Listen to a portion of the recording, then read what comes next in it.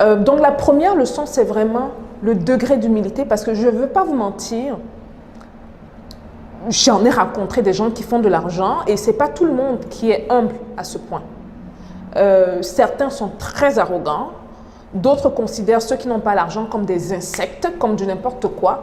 Donc pour moi, c'était, comme on dit, a breath of fresh air, de rencontrer le noir le plus puissant au monde, me parler à moi comme si j'étais sa fille ou sa nièce, sans équivoque, sans être hautain.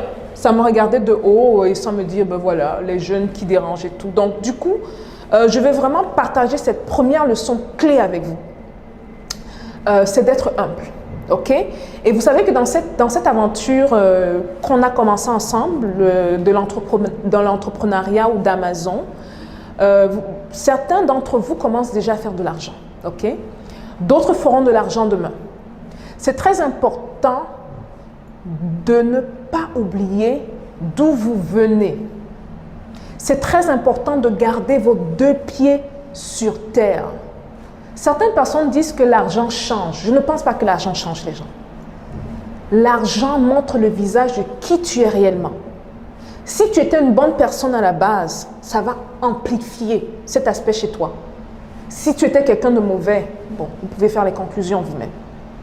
Donc, si vous êtes une de ces personnes qui, une fois en passant, ça peut vous arriver d'avoir de l'argent, ça peut vous arriver d'avoir du pouvoir, et que quand vous avez ce pouvoir-là, vous regardez les autres de manière hautaine ou de manière de haut, c'est très important pour vous de garder les deux pieds au sol. Parce que ce qui va se passer, c'est que quand vous allez franchir un palier où vous ferez beaucoup d'argent, et je peux me raconter une histoire parce que j'ai rencontré quelqu'un dans mon building ici où je vis, tellement hautaine, tellement hautaine.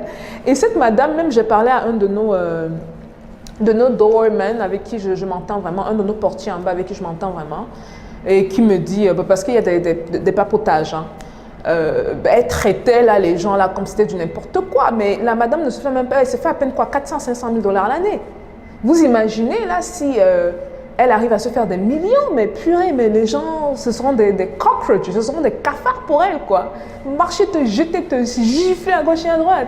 Donc vraiment, la rencontre avec Dangote, c'était quelque chose qui est venu réaffirmer ce que je pensais parce que j'ai été élevée dans la valeur de l'humilité. Mes deux parents sont des gens tellement humbles. Et je viens d'une famille modeste, pour vous dire la vérité, on n'est pas d'une famille riche. Mes grands-parents étaient des agriculteurs. Ils se sont battus pour envoyer leurs enfants à l'école. Ce sont mes parents qui ont quand même progressé au niveau dans la société. Mais malgré le fait que les deux, parce que mon papa, bon, lui, son histoire un peu plus compliquée, qui s'est fait virer de la SNEC où il travaillait parce qu'il ne voulait pas compromettre ses valeurs, a été quand même directeur régional à la SNEC, mais il est toujours resté lui, quoi. En fait, c'est tellement inspirant. Pour moi, c'est une chance de grandir avec des gens comme ça. Ma mère, pareil. Elle est avocate de renommée internationale, mais pure, elle rencontre les messieurs qui vendent les papayes ou les citrons en route, elle va les traiter comme des êtres humains. Et moi, de voir quelqu'un qui a sauvagement réussi comme Dangote, refléter ces valeurs-là, ça est vraiment venu réaffirmer ce que je pensais être vrai, ce que je savais être vrai. Mais c'était vraiment comme le marteau qui a tapé sur le clou, là, le coup fatal pour dire « This is it, Stéphanie ». Restez humble, restez humble.